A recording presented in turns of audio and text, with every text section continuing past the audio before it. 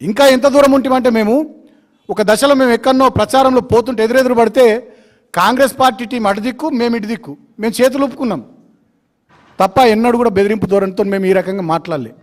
ఇవాళ రాష్ట్ర ప్రజల్ని కూడా పూరితమైనటువంటి విద్వేషపూరితమైనటువంటి ఇంత కక్షగట్టినటువంటి పగతో కూడుకున్నటువంటి ఈ వ్యాఖ్యలు ఇది దేనికి సంకేతం? ఈ 2 సంవత్సరాల కాంగ్రెస్ పార్టీ పరిపాలనలో హైదరాబాద్ ఆగమైపోయింది, లా అండ్ ఆర్డర్ పూర్తి స్థాయిలో దెబ్బతిన్నది, పట్టపగలే దోపిడీలు జరుగుతూ ఉన్నాయి, పట్టపగలే హత్యలు జరుగుతూ ఉన్నాయి, పట్టపగలే మానభంగాలు జరుగుతూ ఉన్నాయి. మొన్నటికి మొన్న ఒక డీసీపీ మీద దాడి చేసే పరిస్థితి వస్తే డీసీపీ దొంగల విషయంలో కాల్పులు జరిపి ఆయన గాయాల పాలై ఆసుపత్రి పాలైంది. స్వయంగా దొంగల విషయంలో కాల్పులు జరిపి ఆయన గాయాల పాలై ఆసుపత్రి పాలైంది. స్వయంగా డీజీపీ గారు పోయి ఆయనను పరామర్శించిండు. ఎటు పోతుంది హైదరాబాద్ నగరం? ఏం జరుగుతూ ఉంది హైదరాబాద్లో? హైదరాబాద్ ప్రజానికం కూడా ఆలోచించాలి, తెలంగాణ ప్రజలు కూడా ఆలోచించాలి, ముఖ్యంగా జూబ్లీ హిల్స్ ఓటర్లు ఆలోచించాలి. గతంలో కేసీఆర్ గారి 10 ఏళ్ల పరిపాలనలో హైదరాబాద్లో చిన్న అవాంఛనీయ సంఘటన జరిగిందా? కేసీఆర్ గారు గవర్నమెంట్లోకి వచ్చిన కొత్తలోనే 2014లో అధికారంలోకి వచ్చిన కొత్తలోనే హైదరాబాద్కు సంబంధించి చాలా గొప్ప మాట చెప్పిండు. హైదరాబాద్లో బతుకుతున్న ప్రతి ఒక్కరూ ఇతర రాష్ట్రాల వాళ్ళు కానీ ఇతర ప్రాంతాల వాళ్ళు కానీ వాళ్ళంతా హైదరాబాదీలే, వాళ్ళ కాలికి ముళ్ళు గుచ్చుకుంటే నా పంటితో తీస్తా అని ముఖ్యమంత్రి హోదాలో కేసీఆర్ గారు మాట్లాడినారు. లా అండ్ ఆర్డర్ను టఫ్గా మెయింటైన్ చేసినారు.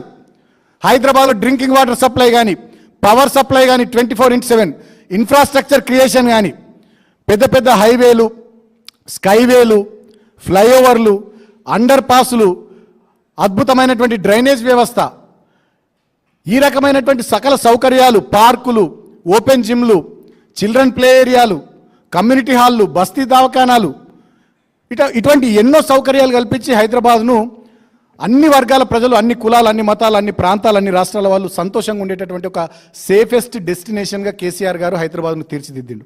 అందుకనే సంఘటనలు జరగలే. పెద్ద ఎత్తున పెట్టుబడులు వచ్చినాయి, పెద్ద ఎత్తున ఐటీ రంగం విస్తరించింది, పారిశ్రామిక రంగం హైదరాబాద్ చుట్టుపక్కల ఏరోస్పేస్ కానీ ఫార్మా కానీ డిఫెన్స్ కానీ రియల్ ఎస్టేట్ కానీ ప్రతి ఒక్క రంగం అద్భుతంగా హైదరాబాద్ చుట్టూతా తెలంగాణలో బాగా ఎదిగింది, పెరిగింది.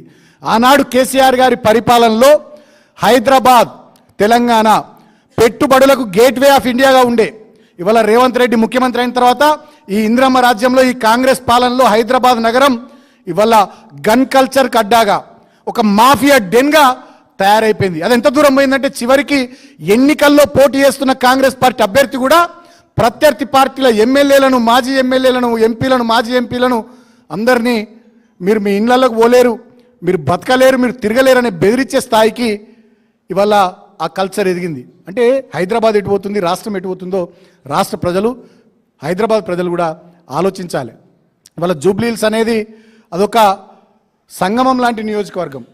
అక్కడ ఐటీ వర్గాల వాళ్ళు ఉన్నారు, సినిమా రంగానికి సంబంధించినటువంటి వాళ్ళు ఉన్నారు, కార్మికులు ఉన్నారు, అసంఘటిత రంగానికి సంబంధించినటువంటి కార్మికులు ఉన్నారు, మిడిల్ క్లాస్ సొసైటీ ఉంది, చాలా బస్తీలు ఉన్నాయి. ఎర్రగడ్డ కానీ, బోరబండ కానీ, రేహమత్ నగర్, యూసుఫ్గూడ, షేక్పేట, అదేవిధంగా సోమాజిగూడ, వెంకటరావు నగర్ చాలా బస్తీలు ఉన్నాయి.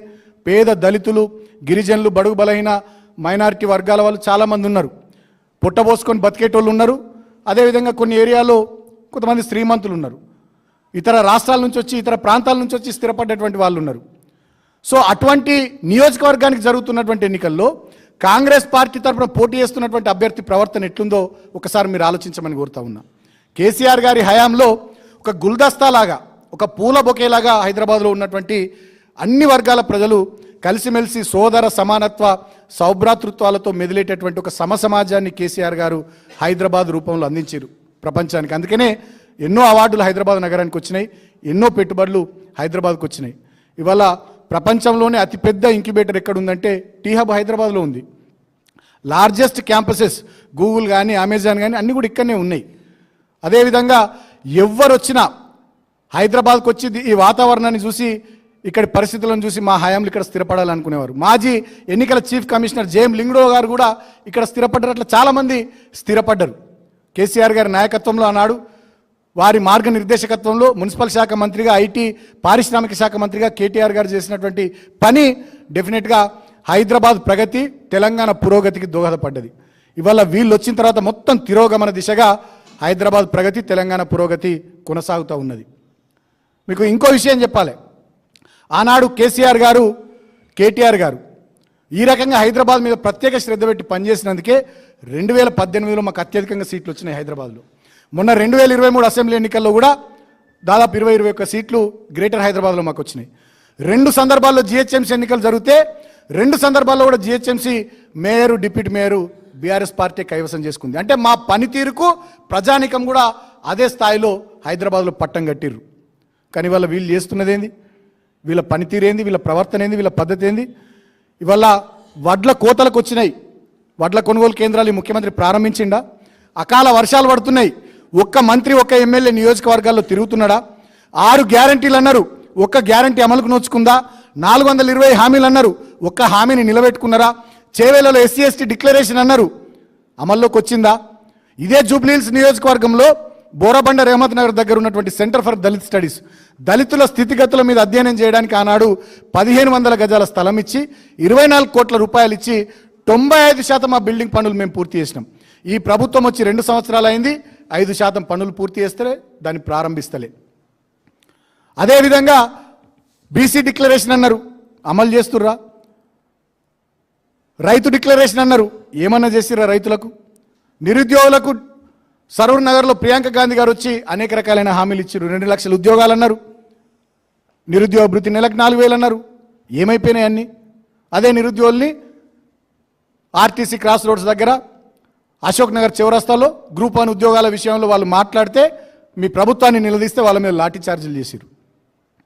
సో అట్లా చెప్పుకుంటూ పోతే చాలా అంశాల్లో ఈ ప్రభుత్వం ఫెయిల్ అయింది. కానీ జూబ్లీహిల్స్ ఉప ఎన్నికల్లో మాత్రం మొత్తం మంది మంత్రులు దిగిండ్రు, అందరు కాంగ్రెస్ పార్టీ ఎమ్మెల్యేలు దిగిర్రు, అందరు కార్పొరేషన్ చైర్మన్లు దిగిర్రు, అందరు సీనియర్ నాయకులు దిగిర్రు. ఇక ఈ రాష్ట్రంలో వేరే పనే లేదన్నట్టుగా ముఖ్యమంత్రితో సహా మొత్తం కౌరవ దండు ఒక భర్తను కోల్పోయిన ఆడబిడ్డ మీద ఇవాళ ఆమెను ఎట్లయినా ఓడగొట్టాలనేటటువంటి ఒక కక్షతోని ఇవాళ అక్కడ దిగి మొత్తం పరిపాలన యంత్రాంగం అంతా అటకెక్కించి పాలనను గాలికి వదిలేసి పోలీసులు, నోటీసులు, కేసులు, సూట్ కేసులు, వీళ్ళందరి ప్రచార పట్టటోపాల మధ్య ఇవాళ జూబ్లీహిల్స్ను రణరంగంగా మార్చేసిరు. ఇక దాన్ని పీక్కు తీసుకుపోయారు నిన్న అభ్యర్థి మాట్లాడిన బెదిరింపు వ్యాఖ్యలతోని.